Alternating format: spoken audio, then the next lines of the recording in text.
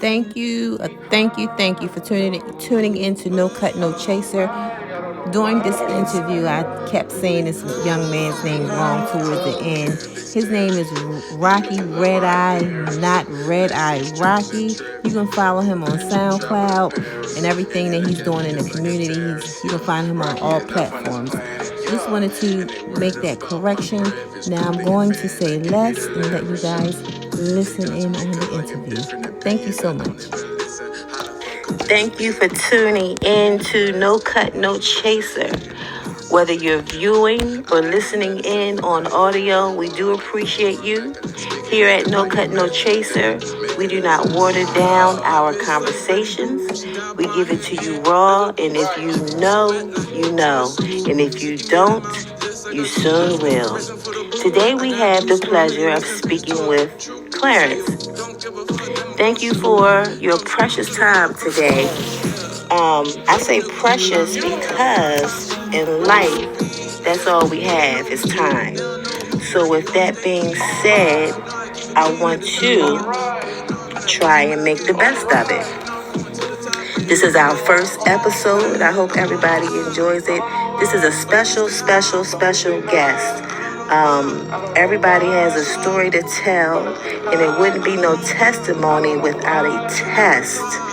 Everybody's story is unique, and everybody's story is not the same. It's unique. It's just like a fingerprint. It may be similar, but it's different in, a lot of ways. So we have this special guest, like I said. His name is Clarence. Clarence, can you please tell the people, do you have a nickname? Would you like to be called by any other name? Or, what do you have? What's your full name for the record? Clarence James E. Coleman. Okay. All right. And Clarence, the people want to know, where are you from? Meaning, where were you born and where were you raised? I was born Baltimore, Maryland, and Maryland University Hospital. And I was raised in a lot of different places, but mostly Maryland, though. And mostly Maryland. Okay. Now, when you say mostly Maryland, that's in Baltimore, Maryland, or Baltimore County, or was you in a county raised, a city bred? It's a place called Eastern Shore, Maryland. Oh, the Eastern Shore, Maryland. They got a lot of counties in the Eastern Shore, but mostly I grew up in Queen Anne's. But before I lived in Queen Anne's, I was growing up in Delaware, in Wilmington. Wilmington, Delaware, okay. And you stay in Baltimore City right now? Yes. Okay. All right. How you like Baltimore? Is it treating you good? Is it okay? I heard they like riding those. It's a lot of YNs around here. What does for the record? People don't know what YNs mean. What does YN mean? Young niggas. Young niggas. Okay, I got you. All right. Thank you for keeping it real. And just want to ask you, what's your background and how old are you, Clarence? I'm 29 years old. I'll be 30 August 1st. My background is African American, is with the United States, but I don't think we truly know our real backgrounds, because I feel like all the slaves, back when we were slaves and stuff, when people was getting sold, we don't really know the real origin of where we all come from. But we all know it's Africa. But, right, yeah. Right. I feel that, and I believe that. I believe that everybody have African descent. Everybody does have African descent, whether you white or black. Whether you white, you want to admit it. You do got some black in you. Some more than others, but you do have some black in you. And I just want to thank you and appreciate you again for taking the time out to speak with me today. So let me just give you a little bit of background on what I'm trying to create here with this podcast.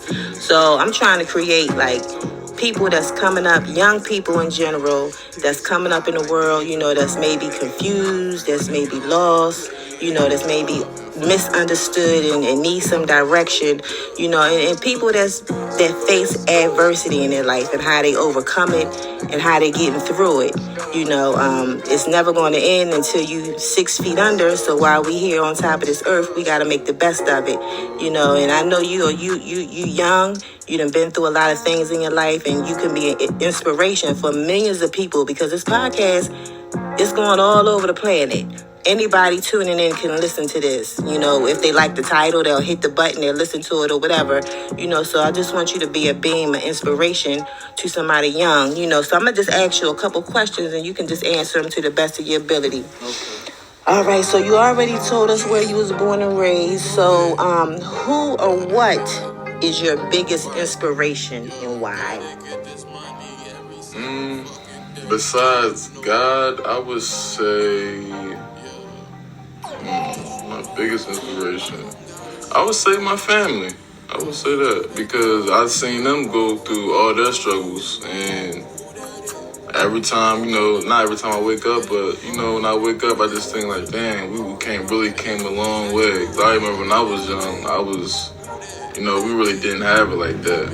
When DVDs came out, they been had the DVDs and stuff, and MP3 players and iPods and stuff like that. I didn't really get the chance to experience that when they first came out. So, yeah, I would say my family. Right. Okay. So, in other words, growing up, it was a struggle. You didn't always have what you wanted or what you needed or, what you could get at the time. Right. So, I feel that. So, why is your family like your biggest inspiration? You already told me a little piece of it. Like, are you close with your family? Are you close? Y'all it's real? I have a big family, but it's not a lot of us. But so my intermediate family, we stick together, and I know that they got my back and I got their back. Right. And that's all that counts at the end of the day. And a lot of people, don't have that. You go to the system and stuff like that, they don't be having that stuff. Right. You just be like, dang, they don't got nobody. Right. Yeah. So you learn to appreciate your family, when times get rough, and even at the good times, but the bad times too. Right. So you talk about going through the system. So have you ever been like in the system? Have you ever been incarcerated? Yep. A convicted felon. I probably got charged. Probably got me about a couple times for the felony. The first time, I got charged with a felony. I think I was like not even 23 yet. Wasn't even 23. I think I was like 22. So let me ask you a question. When you get a felony like that, is it easier to stay out of trouble or is it easier to get in trouble because you thinking to yourself, oh, damn, I got a felony, so fuck it. I'm going to just go ahead and while out and do what I got to do if it happens, if I get another one to happen, or did that kind of like set you on a straight path? When you really not educated, you don't understand how that affects your life when you get the felony. People telling you, oh, it's going to be hard to find a job, but it's more than that. Right. You can't get a gun license no more. You can't vote. I think they changed it. Can you vote? I don't think you can still vote. Probably can't even travel to certain places. I looked up on a travel list. Some places, you can't even go there if you got a felony. Canada, dead. You can't even go to Canada. So, wow, and I didn't know that. You told me something new. Yeah, but some countries do allow the felons. If you do have a felony, you can go over there though. They are a little lenient. Right. In some other countries, but it definitely affects your life though. And the system is not. I'm not gonna say sit up here and bash the system, but I don't know. It's very unfair. Yeah. I feel you, especially if you really ain't got the money to get the right representation. That's how they get you. Right. And two, sometimes your skin color plays a major role in your sentence determination. I was, one of my charges was armed robbery. I was locked up with a white dude, and he had 3 3 years. He said he went in that rural farms with a shotgun. They was on a high-speed chase. He running in the fields. He threw the shotgun. They got the gun and everything. He got 3 years. I slid a note saying, give me the money. They want to give me 15 years. 15 years for sliding a note. Wow. Yeah. Wow. There's more to the story. It always is, but that's just a little taste of what's really going on. Right. So let me ask you a question. If you could go back in time, what advice would you give your younger self? What advice would you tell young C? Find something. Find something to put your time and energy into. Right. Yep, and study. And study. Yeah, and study it to your best ability. Right, whatever you're good at, just hone in on your craft and don't let it go. Yep. Yeah. Okay. All right, so what is the biggest obstacle in life that you have ever had to face? My biggest obstacle, I would say,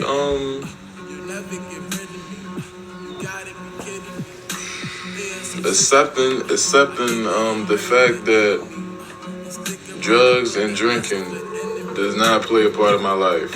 Right. It can't be. I got you. It can't. Yep. It can't be. Back in the day when I was young, I used to think that I could do it and drink and do all this crazy stuff, but it's not even an obstacle. It's just something that I know I can't do, you know? And people, it's a lot of normalization that they doing with them two subjects. Right, the drugs and the alcohol. So if you had to give any advice to like the young people out here that's, going down the wrong path, what would you tell? What would you tell them, like going down the wrong path for drinking and drugging and, just trying to get their life together? Like what good solid piece of advice would you give them?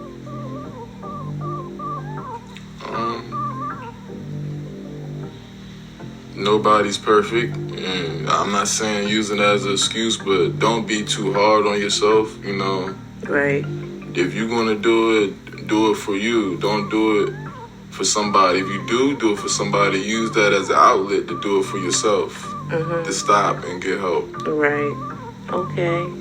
That makes sense. How did you how are you defeating, or how have you defeated any obstacles in your life? Like Well, the last obstacle, it defeated me. Right. Sending me to prison. Right. But honestly, prison helped me for real. Right.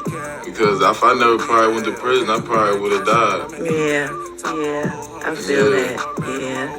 That's facts, because me myself, growing up in a household with a substance abuse mother, my father, he was in and out my life too. So, but we always as children or as an outsider looking in saying, won't they just stop? Won't they? Why can't she just stop doing it? Why can't she just stop doing it? But everybody has their low points and everybody has different down points in their life, and prison was yours.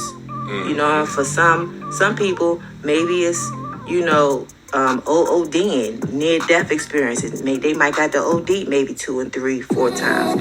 Maybe it take their child to get taken away from them and other things that happen to them in their life.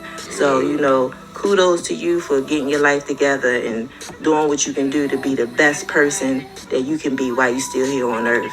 I take my hat off to you. Thank you. You're welcome. So, what is the most impactful piece of advice that someone has ever gave you?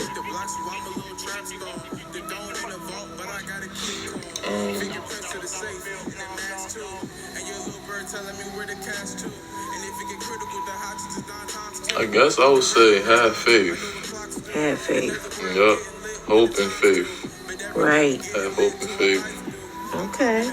Now that's I feel that one. Yeah. Have hope and faith, because without that, we ain't got nothing. Yep. We ain't got, if we wake up every day in a depressed state and ain't looking forward to nothing good happening throughout that day, we are lost cause. So that's all faith is looking for something good and great to happen.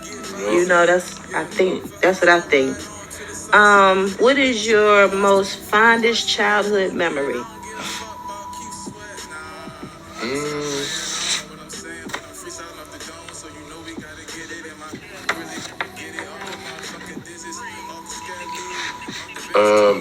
When I first got my well, it wasn't mine, it was my mom's laptop, but I had downloaded this program called Mixcraft, and I started making music. And I started making beats. Actually, me and my cousin were just playing around on there, you know, making beats and just rapping and playing songs and stuff. But yeah, that's my favorite memory. Got you. Okay. So you do a little freestyling. You do freestyle, right? I heard about you in these streets now. Red Eye Rocky on SoundCloud. I heard about you. Yeah, I do. Yeah. Okay. So you see how I just dropped the SoundCloud handle? You see how I just did that? Yeah. Okay. Okay. All right. So, well, there you have it. Enough said. My guest, the GOAT, CC Clarence Red Eye Rocky, has spoken, and we all have a way. Wait, hold up. Has spoken, and the way. Wait, but hold. I done messed it up. Lord help me. So there you have it. Enough said. My guest, the GOAT, has spoken. We out. Keep it G, keep it P, meaning keep God first, keep it pushing, and if any situation don't mean you no good, stop, drop, and roll out of it. Roll it out your life. So there you have it. Let me ask you one more question. CC, just one more question. Okay? All right? No cut, no chaser. There you must be reading my mind. What is the greatest podcast on the planet? Planet Earth? NC, no cut, no chaser. There you go, and there you have it. And we out. Peace.